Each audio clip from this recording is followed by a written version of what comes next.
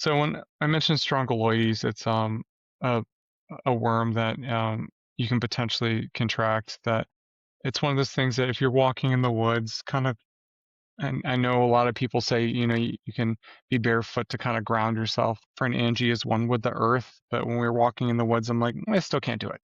I still can't do it. So you have to kind of watch out for some of those things. So proceed at your own caution. I talked a little bit about just some of the other, so the amoebas that you can kind of contract, but there's also when you're in hot tubs and that kind of, or in different bodies of water, you can potentially get soft tissue infections, or even swimmer's ear, where sometimes the organisms can actually work their, right place, right time kind of situation. So I won't get too far into it. But then even like in our hot tubs, you've got potential chances, if your immune system's not where it needs to be, of contracting things like Legionella, skin infections of like Pseudomonas aeruginosa. You can even potentially get some mycobacteria. So things like Mycobacteria avium complex, and even some different molds and some different things. And I touched a little bit about your upset tummies. That's a very technical term here, but some of the things you can contract, just like norovirus on the cruise boats, that's not a new thing. So if you're panicking, that's not a new thing.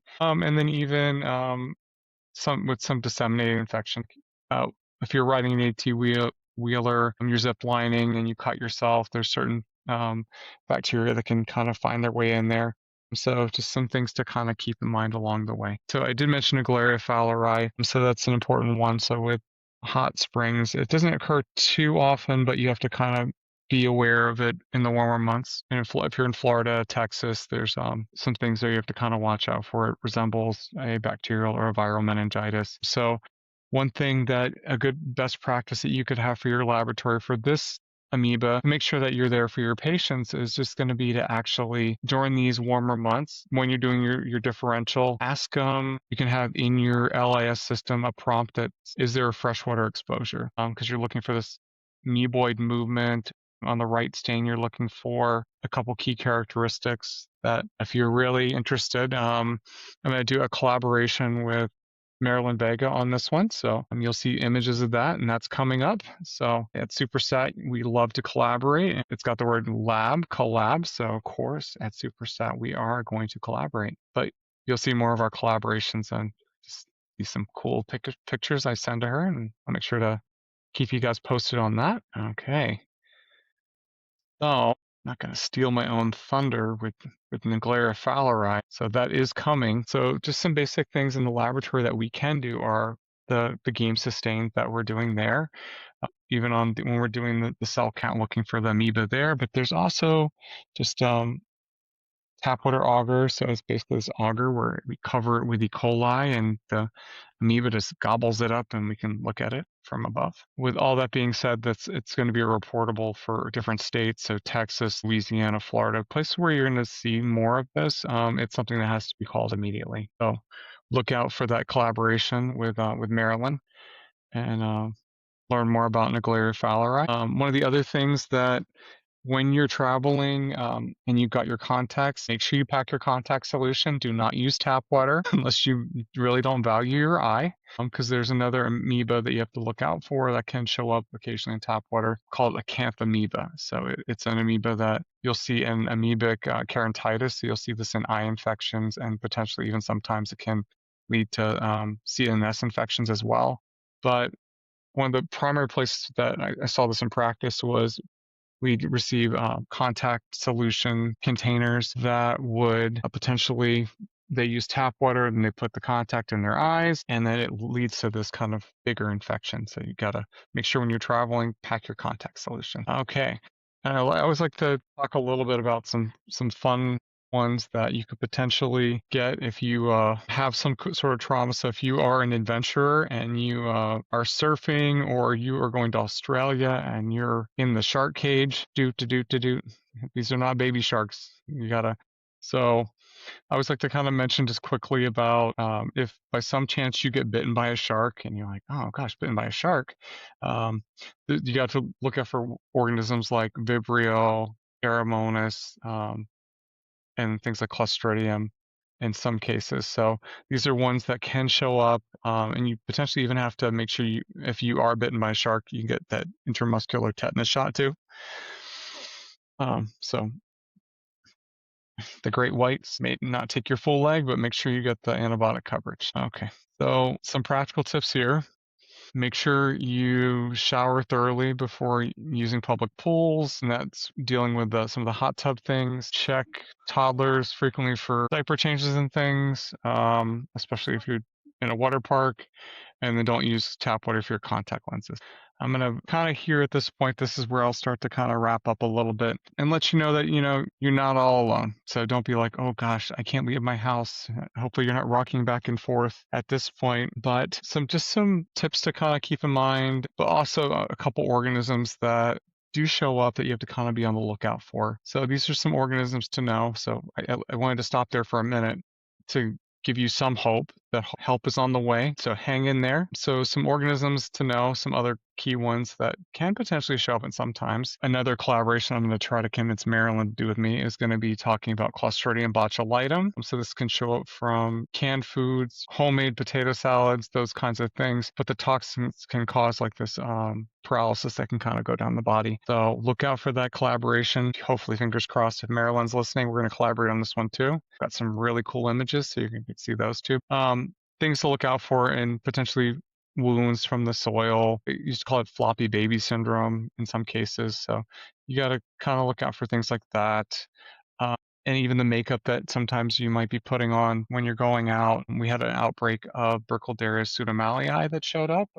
That was in makeups and was in essential oils. So it's just with these two, it's kind of paying attention to like the news, what's going on, not the crazy news cycle, but just the travel advisories and those kinds of things. So just a couple things. And I talked a little bit about some of my friends' favorites. So Dr. Rodney Rohde loves rabies, so look out for Rodney Zombie at points. But some of the other kind of fun ones that are out there are Chronobacter violaceum and some other, which is a purple one that you can get from soil and things. So there's a whole, that's probably going to be another collaboration. Marilyn's probably listening to this going, oh, Aaron, you're going to collaborate on everything with me? You also have to think about, I talked about the food as well. So making sure that your food is actually properly cooked and you're not acting like RFK Jr. and picking up random bear meat. All joking aside, yeah, if you're in Alaska or something and there's some undercooked meat or undercooked pork, you have to look out for some of our tenias. So some of our like Taenia solium, so some of our tapeworms, so you have to be on the lookout for those. But we can actually identify those in the laboratory. And someone to really look out, or not look out for, she's the expert, Dr. Bobby Pritt. Her weekly blog is going to be a great place to learn more about parasites.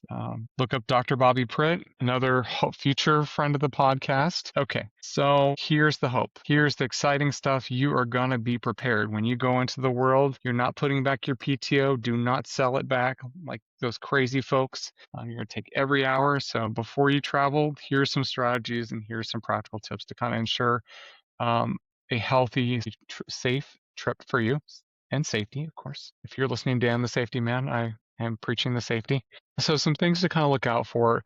You can go to the CDC website. They have not taken this away yet, but look up destinations, travelers health. So it should be under, if you type in travelers health, it'll give you different travel notices. So you're probably going to see the Ebola thing pop up. If not, we're lagging a little behind, but it's going to also show you some different areas, some different diseases, some preventive things you can kind of do.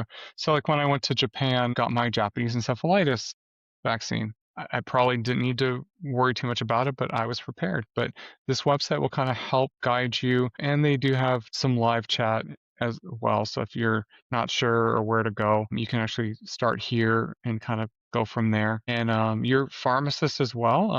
When I did get the Japanese encephalitis vaccine ordered for me, they talked me through it. So there's a good source of information. So if you don't have a travel medicine department at your institution, like I don't, that website's a great place to work. So just Google CDC and travel health and it'll get you there. So just some other things as well. So protecting yourself, I talked about vaccines. So you want to, here at SUPERSTAT, we are very proactive. So, look out for potential vaccines, if you're going somewhere that's endemic for malaria, take your prophylaxis. You don't want malaria. Measles, there are some areas that you have to be a little more cautious for measles, but including now the United States, but you have to be a little more careful. So if you are part of the unvaccinated group, it's just something to kind of keep in mind. But so know your health status.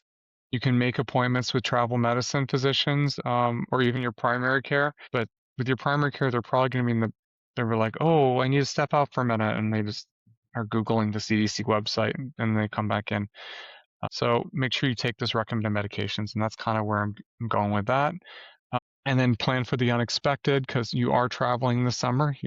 So you can potentially look at travel insurance. You can also enroll with the State Department, so they can actually know where you are. So if you are in certain regions, they'll be able to kind of find you and then kind of prepare for those emergencies. So things can go wrong, but you can be ready. So pack smart. So that's where you've got your prescription medications lined up. You've got medications ready to go for traveler's diarrhea. It's going to happen. I know it's a micro talk. So, this is the micro version of the SUPERSTAT podcast, super extended AFB version. But you have to look out for making sure that you've got the medicines for malaria. And you've heard me mention that a couple of times. So that's on my mind because when I go to Peru, I'm going to double check. I might need it. Make sure you have some kind of like medical supplies, not anything crazy. You don't need a HVAC helicopter. You can just have Band-Aids in your bag, have all your documents ready to go, and then have some supplies that could potentially prevent illness or injury, and that's that first aid kit. So just pack some Band-Aids. You'll be fine. Okay.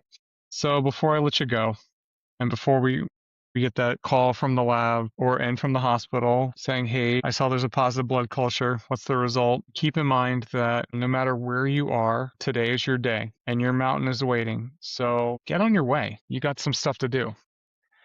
And no matter what you do, as long as you take some of these things into consideration, about 99% of the time, you're going to be okay and you're going to have fun. With that, travel on, have fun, and stay super. Have a great summer and leave your travel with me, your stories, and we can't wait to hear where you went and what tips you used.